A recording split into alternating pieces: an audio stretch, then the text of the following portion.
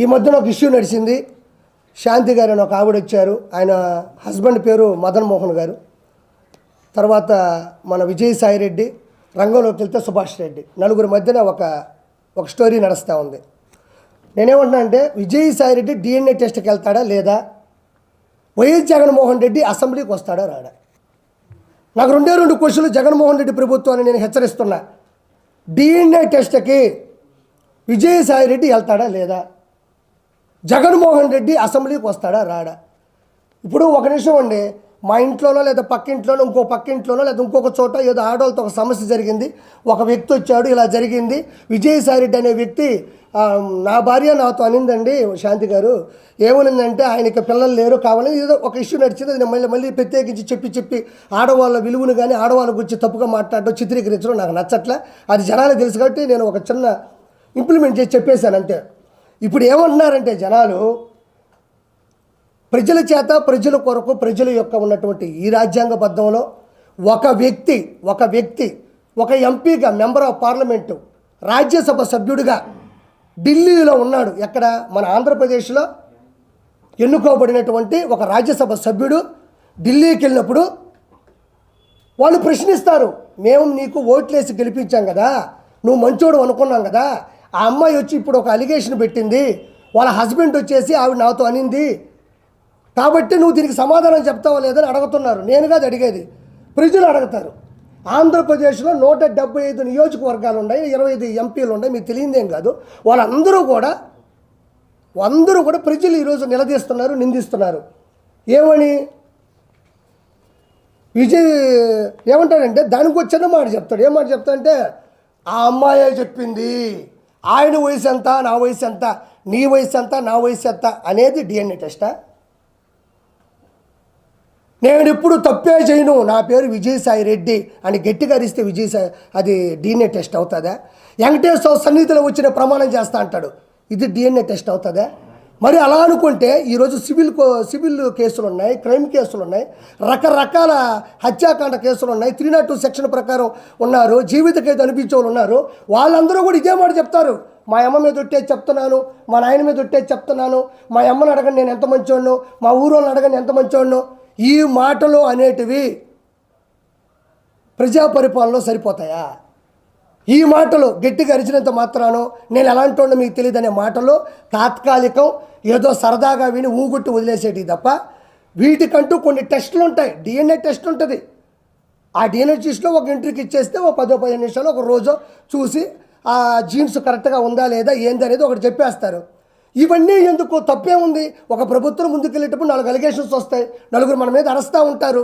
ప్రజాస్వామ్యంలో ప్రజల చేత ఎన్నుకోబడ్డ వాళ్ళం కాబట్టి, మనం ఢిల్లీ వరకు వెళ్ళినటువంటి రాజ్యసభ సభ్యుడం కాబట్టి, ప్రజలకి నమ్మించాల్సిన అవసరం మనకుంది కాబట్టి, నోరు మూసుకొని మనం ఏం చేయాలంటే DNA టెస్ట్కి అధికారికంగా ఏదో ప్రైవేటు బద్దీకరణ అవసరం లేదు, కోర్టు ద్వారానో లేకపోతే ఒక గవర్నమెంట్ అధికారంగా ఇచ్చే DNA టెస్ట్గా ప్రజల సమక్షంలో లోపలికి వెళ్తావు వస్తావు వాళ్ళు చెప్తారు. అన్నీ మీకు తెలియదా? ఈరోజు అసెంబ్లీలోకి వెళ్తే గెలిచిన ప్రతి శాసనసభ్యుడు ప్రమాణ స్వీకారం చేస్తాడు, ఇది చట్టబద్ధం. క్యాబినెట్ మినిస్టర్లు చేస్తారు చట్టబద్ధం, సీఎం చేస్తారు చట్టబద్ధం, డిప్యూటీ సీఎం, అలానే ప్రతిదానికి ఒక చట్టం ఉంటుంది. కాబట్టి ఇవన్నీ వేస్ట్ మాటలు. అతను ఒకటే అంటున్నాడు, ఏమంటున్నాడంటే, సార్ నాకు డైవర్స్ ఇవ్వలేదు, నాకు ఇచ్చిన డైవర్స్ కరెక్ట్ కాదు, నాకు డైవర్స్ ఇవ్వలేదు, నాకు డైవర్స్ ఇచ్చేసని చెప్పి పేపర్లో నకిలీ చూపిస్తుంది. 2021-22లో పుట్టినరోజు జరిగినప్పుడు కూడా కేకు మీద మా ఇద్దరు పేర్లు రాసున్నారు. అంటే నేను విడిపోయినప్పుడు, నేను బయటకు వచ్చేసినప్పుడు నా మీద ప్రేమ ఎక్కడి నుంచి వస్తుంది అని మాస్కులు వేసుకోకుండా కేక్ కట్ చేసేటప్పుడు కూడా ఒక వీడియో వచ్చింది. అంటే ఇవన్నీ కూడా ఎవరికైనా అర్థమైపోతుంది ఇది కరెక్ట్ అని. ఎందుకంటే ఒక భర్త వచ్చేసి 2 ఆడపిల్లకాయలను పెట్టుకొని భార్యని నిలదీసి బయట పెడితే పరువు పోదా? ఇప్పుడు 2 పిల్లకాయలు ఆడపిల్లలే కదా వయసుకు వస్తున్నారు.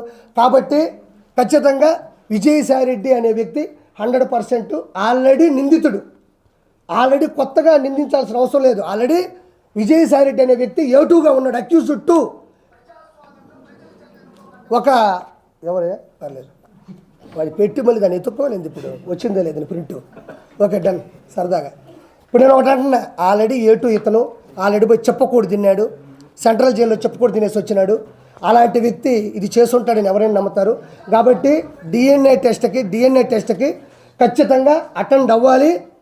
డిఎన్ఏ టెస్ట్కి విజయసాయి రెడ్డి కూడా ఇప్పుడు కూడా పెట్టాడు ఒకటి, నాకు ఏ మహిళతోనూ అక్రమ సంబంధాలు లేవు ఇప్పుడు పెట్టాడు. ఒకసారి చూసుకోండి, ఇందాక ట్వీట్ చేసినట్టున్నాడు మన ప్రభు, చూసుకోండి.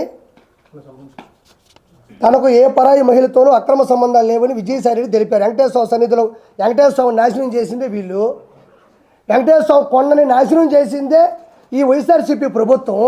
మళ్ళీ వెంకటేశ్వర సన్నిధికి వెళ్తాడంట, వెంకటేశ్వరని భయపెట్టిందే వీళ్ళు, వెంకటేశ్వర కొండని కూల్చిందే వీళ్ళు మళ్ళీ వెంకటేశ్వర సన్నిధికి వెళ్తారంట. ఎందుకంటే ఎగిస్తంటే 11 వచ్చినాయి, ఈసారి కానీ పోయినాడంటే మళ్ళీ ఎగిస్తాడు. తర్వాత వచ్చి అమ్మాయి నాకు కూతురుతో సమానం అన్నాడు. ఇవన్నీ వేస్ట్ మాటలు. నేను కూడా చెప్తా, మాటలు చెప్తే అవో, పళ్ళు కావాలా. ఎవరో ఒక ఇంట్లో జరుగుంటే వాళ్ళు పడతారు, కోర్టుకు వెళ్తారు, ప్రపంచానికి తెలిసేది కాదు. ఈయన రాజ్యాంగబద్ధంగా ఇప్పుడు చేయాలా. ఇంకోటి, విజయసాయి రెడ్డి ఇంత పెద్ద పొరపాటు చేసి ఇంత పెద్ద అలిగేషన్ జరుగుతుంటే, వైఎస్ఆర్సీపీకి ఇంత పెద్ద డ్యామేజ్ జరుగుతుంటే జగన్మోహన్ రెడ్డి ఆడున్నాడు. జగన్మోహన్ రెడ్డి దీని గురించి ఎందుకు మాట్లాడడం లేదు? ప్రెస్ గురించి అంత రేపో గీయని మాట్లాడుతూ ఉంటే, ఏమండి అది పెద్ద తప్పు అండి, మీరు తప్పు చేశారు, ప్రెస్ వాళ్ళకి క్షమాపణ చెప్పాలని కూడా ఏ మాట అతను అనలేదు. అంటే ఆ ఉన్మాది ఇంకా మారలేదు. ఇంకోటి కూడా నేను చాలా గట్టిగా చెప్తున్నా, విజయసాయి రెడ్డి ఖచ్చితంగా ప్రెస్కి కంపల్సరీ క్షమాపణ చెప్పి తీరాల. దీని మీద ప్రెస్ వాళ్ళు కానీ మీ యూనిటీ కూడా చాలా గట్టిగా ఉంటుంది. పిఆర్ వాళ్ళ సమక్షంలో కానీ మీరు చేసే పద్ధతి కానీ మీరు నిలదీస్తారు. అదే మీకే సమస్య వచ్చినప్పుడు మీరు చెబుతూ కొట్టినంత సమాధానం ఇవ్వకపోతే ఇది ప్రతి ఒక్కరికి ప్రెస్ అనేది చులకనయ్యే అవకాశం 100% ఉంది. నేను దయచేసి ప్రెస్ సమక్షంలో ప్రెస్ ముందు మాట్లాడుతున్నా, దయచేసి విజయసాయి రెడ్డి అనే ఒక దొంగ, ఒక అవినీతిపరుడు, ఒక అక్రమార్కుడు ఆంధ్ర రాష్ట్రాన్ని సమూలంగా నాశనం చేయడంలో కంకణం కట్టుకున్న విజయసాయి రెడ్డి, లక్షల కోట్లు అడ్డగోలుగా సంపాదించిన విజయసాయి రెడ్డి ప్రెస్కి 100% ఎక్కడ ఒక పార్టీ ప్రెస్ కాదు, ఓవరాల్గా చూస్తే ప్రెస్ ఇది. మీ మనోభావాలు చాలా వరకు దెబ్బతిన్నాయి కూడా. దయచేసి అతని దగ్గర క్షమాపణ చెప్పించేంత వరకు మీరు గట్టిగా ఉండాలని మనస్ఫూర్తిగా నేను మీ తరపున కోరుకుంటున్నా. ఆ తర్వాత YS Jaganmohan Reddy A1 A2 అయిపోయింది. A1 ఈరోజు వినుకొండ అనే ఒక ఊర్లో ఒక రషీద్ అనే అబ్బాయిని, జిలా అనే అబ్బాయి నడి రోడ్డు మీద చంపేసిన తర్వాత వెంటనే మన గురువు గారు మంచి కాన్వాయ్ వేసుకొని జబర్దస్త్గా గబగబ వచ్చాడు. ఆడికి వెళ్ళినాడు, లోపలికి వెళ్ళినాడు. జగన్మోహన్ రెడ్డి దిగాడు, లోపలికి వెళ్ళాడు, బయటకు వచ్చి ప్రెస్ పెట్టాడు. ఏడవరకే మనం మాట్లాడదాం, కథ అంతా తేలిపోద్ది. జగన్మోహన్ రెడ్డి వచ్చేటప్పుడు ఆయన కాన్వాయ్లో ఉండే ఒక బండి బాగాలేదంటే కావాలనే దిగి ఇంకో బండి ఎక్కడం, అంటే నన్ను సరిగ్గా చూసుకోవడం లేదు, నన్ను పట్టించుకోవడం లేదు, నన్ను వీళ్ళు చంపేద్దాం ట్రై చేస్తున్నారు. అదే బండి చంద్రబాబు నాయుడు గారు 2014 నుంచి 2019 ఉన్న, 19 నుంచి 24 ఉన్న, ప్రతిపక్ష హోదాలో ఉన్న అందరూ వాడినట్టు బుల్లెట్ ప్రూఫ్ కారే అది. మనం గెలవాలా. ఇప్పుడు ప్రతిపక్ష హోదా కావాలన్నా 18 సీట్లు కావాలా. మనం అలాంటి కాన్వాయ్ కావాలన్నా మనం గెలవాలా. మనం గెలవకుండా మనకు కావాలా అంటే కుదరదేడా. ఐఏఎస్ ఉంటుంది, ఐపీఎస్ ఉంటుంది, ఇక్కడ ఎమ్మెల్సీ ఉంటుంది, లేకపోతే మన ఎమ్మెల్యే ఉంటుంది, మెంబర్ ఆఫ్ లెజిస్లేటివ్ అసెంబ్లీ ఉంటుంది, లేదా మెంబర్ ఆఫ్ లెజిస్లేటివ్ కౌన్సిల్ ఉంటుంది. దానికి తేడా ఉంటుంది.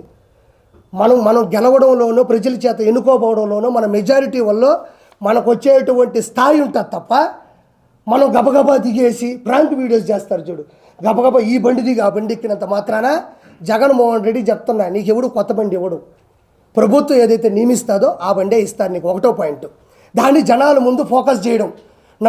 అంటే ప్రజలు ఒక చోట ఉంటే మనోడు ఉడికెత్తిపోతాడు. ప్రజలు ఒక చోట ఉన్నాడంటే ఉడికెత్తిపోతాడు ఆ ఉన్మాది. ఎట్ట ఉడికెత్తిపోతాడంటే వాళ్ళ ముందు చేయాలి. అంటే వాళ్ళ ముందు చేస్తే కదా, అమ్మో జగన్మోహన్ రెడ్డికి బండి తీసేసి ఆ బండి ఇచ్చారు, ఆ బండిలో చంపేస్తారేమో అందుకని ఇంకో బండి ఎక్కాడు అనేది అక్కడ చిత్రీకరించడానికి ట్రై చేశాడు.